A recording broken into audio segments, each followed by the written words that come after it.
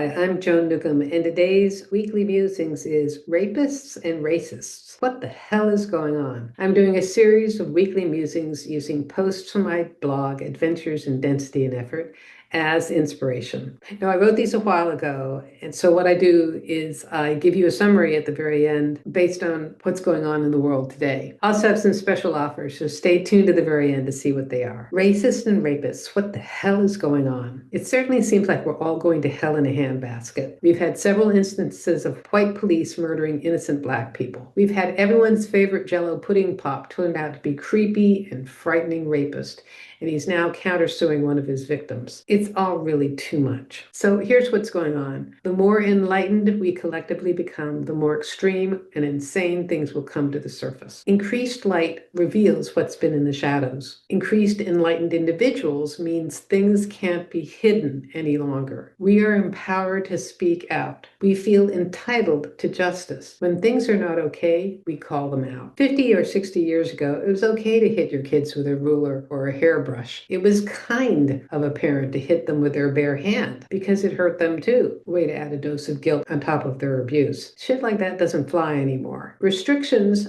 limiting thoughts, ideas, and attitudes are disintegrating because they cannot hold the higher and lighter vibration that is incarnating on the planet right now. People who identify with those constraints are very uncomfortable. Those with an externalized source of power feel very threatened. They are frightened. Their identities, their egos are dying. They are making a lot of noise to keep things as they are. They are trying to hold on to reins attached to an empty harness. You cannot stop evolution. You can't even slow it down. It is a glacier heading towards the ocean, changing the topography as it moves. Try pushing back the glacier. Put your skis on and ride with the glacier. You'll have a whole lot of fun. Go with the flow, F-L-O-E. However, everyone nowadays is experiencing some discomfort as they bring up stuff to be released. Buried family patterns are coming to the surface. Repressed memories are reflected to you in the news. How do you let it go? Here are a couple techniques that may help. When you're watching the news, imagine a stream of bubbles popping. You can blow real bubbles if you want. Each bubble represents a thought,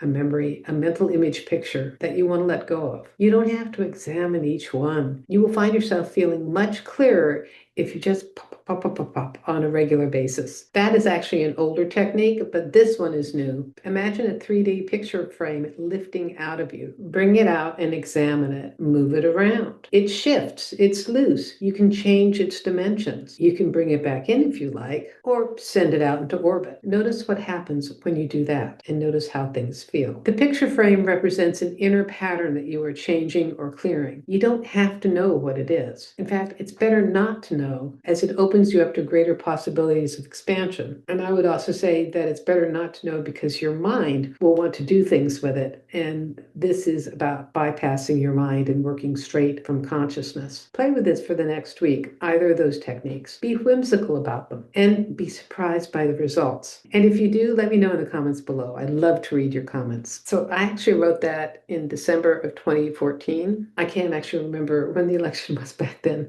but things were going through a huge turnaround, and it was the beginning of a breakdown in a sense. And we're now seeing the manifestations of it. And this seems really current. Everything does seem like it's going to hell in a handbasket. But what is actually happening is it's a breakdown preceding a breakthrough. So things that were rigid, stuck, fixed, and in moving are in the process of disintegrating. What's going to replace them is something more expansive, more fluid, more flexible, and using the experience that we've had. I don't want to say safeguard because that's bringing it down to a certain level, but to ensure that evolution continues to happen. The thing that I have found that if I react to what's going on from the same level of perception, that's where things get frightening. That's where fight or flight. I'm a fighter. Sometimes I'm a flighter. That's when it is, for me,